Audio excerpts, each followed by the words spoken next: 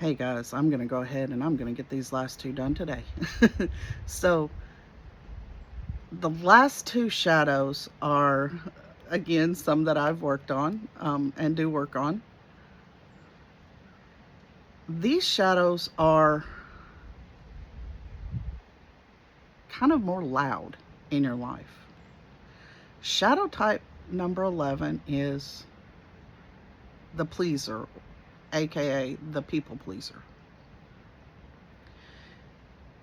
You live to make other people happy. You say yes when you mean no. You ignore your own needs to avoid conflict. The struggle with that, again, like the rescuer, is you end up burnt out. And again, you start feeling resentment and you feel invisible despite constantly giving. And what integration looks like on this one is saying yes from choice, not obligation. Boundaries become freedom and not punishment.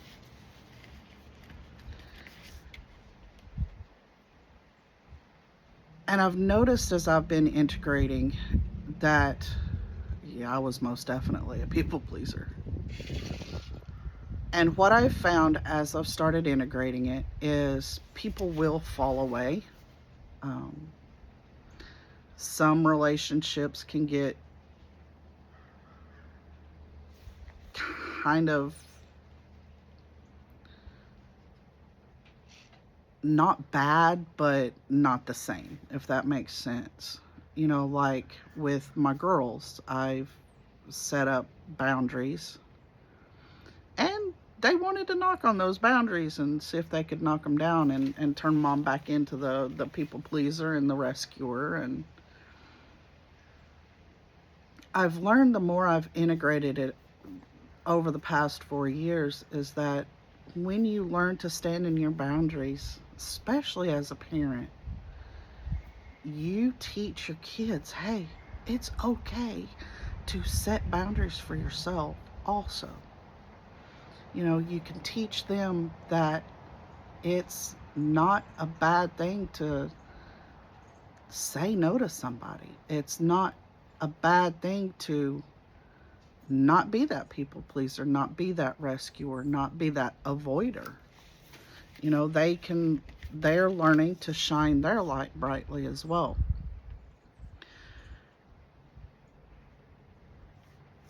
The next one, I've really tried to see if I was ever really this aspect or not. It's shadow type number 12 is the rebel.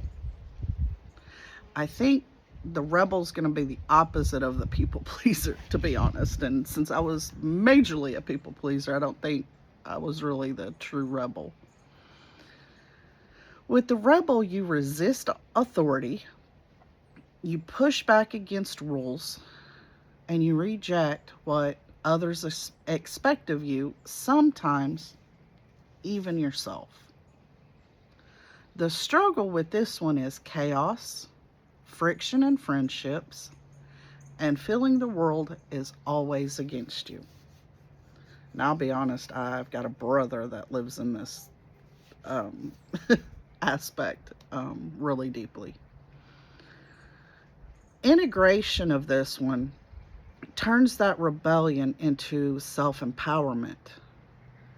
You challenge wisely, act with purpose, and align with your truth instead of reacting to everyone else. Let me give you an example of this one, especially with this brother.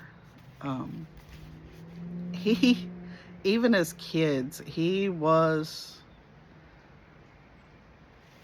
the one that when our parents would say, no, don't do that, he would do it. He'd be like, nope, I'm good. I'm going to do this anyway. And he found out real quick that sometimes, when your parents say, no, don't do that, it's for your own good. But he kept that mentality for so long that it's turned him into an entirely different human being. He really does feel like the whole world is against him. And he can't see the light at the end of the tunnel saying, hey, if I just change these aspects of myself, I'll be able to step into who I truly am and allow myself to live in a way that is congruent with how he feels internally, um, that he is worth something, that he can achieve things in his life. And it's something that I wish I could help him with, but you can only help those who want to be helped at the end of the day. And this concludes the 12 shadow types in the basic format. The next videos that I'm going to do are going to be taking these on a deeper dive, because I want you to really truly understand the power of integrating these aspects of yourself. And I'm going to show you the similarities between shadow work and a Gallup system that they have called your top strengths. And in those top strengths, in a job I have, they use the top strengths to help people understand about themselves. And I think this merging the two together will help you understand how this affects you on a deeper level.